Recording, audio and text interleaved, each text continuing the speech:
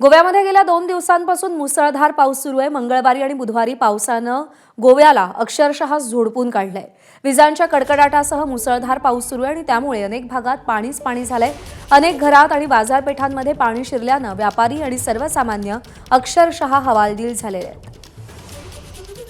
तळ कोकण आणि गोव्याला प्रचंड पावसानं झोडपून काढलेलं आहे। जनजीवन विस्कळीत झालंय, ठिकठिकाणी पाणी साचलेलं आहे। मंगळवार रात्रीपासूनच गोव्यामध्ये सर्वत्र पाऊस बरसतोय। अनेक बाजारपेठा आणि घरांमध्ये देखील पाणी शिरलेलं आहे। अमोल मोरे आपले प्रतिनिधी सध्या आपल्या सोबत आहेत। अमोल, तळ कोकण असेल, गोवा असेल, किती मोठा फटका बसलाय पावसाचा? जनजीवनावर कसा परिणाम झालाय? प्रज्ञा, स्वाभाविकपणे काल म्हणजे मंगळवारी साधारणपणे सकाळी 11 नंतर गोव्याला हा पाऊस सुरू झाला आणि संपूर्ण गोव्याला या पावसानं अक्षरशः झोडपून काढलं।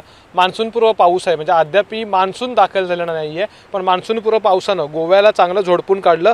अगदी काही जो मार्केटचा परिसर होता त्या परिसरामध्ये पाणी शिरलं। सुदैवानं कोणतीही जीवितहानी किंवा झाल्याची अद्याप तरी अपडेट्स नाही आहेत किंवा कुठल्याही मालमत्तेचं मोठ्या प्रमाणात नुकसान झाल्याचे अपडेट्स अद्याप तरी आपल्याला मिळत नाही आहेत। पण एक आहे, जर संपूर्ण गोव्याचा विचार केल्यास जो उत्तर गोवा आहे, ज्या ठिकाणी साधारणपणे म्हापसा, साखळी किंवा बिचोली हा जो भाग आहे, विशेषतः या ठिकाणी पावसाचा मोठ्या प्रमाणात फटका इथल्या लोकांना बसलेला आहे। अनेक वस्त्यांमध्ये पाणी शिरलं किंवा बाजारपेठांमध्ये जर आपण व्हिज्युअल्स बघितले किंवा व्हिडिओ जर बघितले तर त्यातून गोव्यातल्या एकंदरीत पावसाची परिस्थिती आपल्याला लक्षात येते।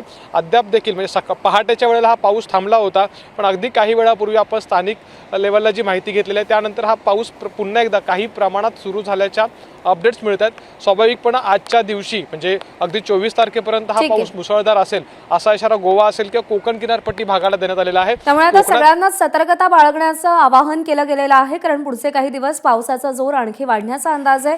अमोल, धन्यवाद दिलेल्या माहितीसाठी। एबीपी माझा, उघडा डोळे बघा नीट।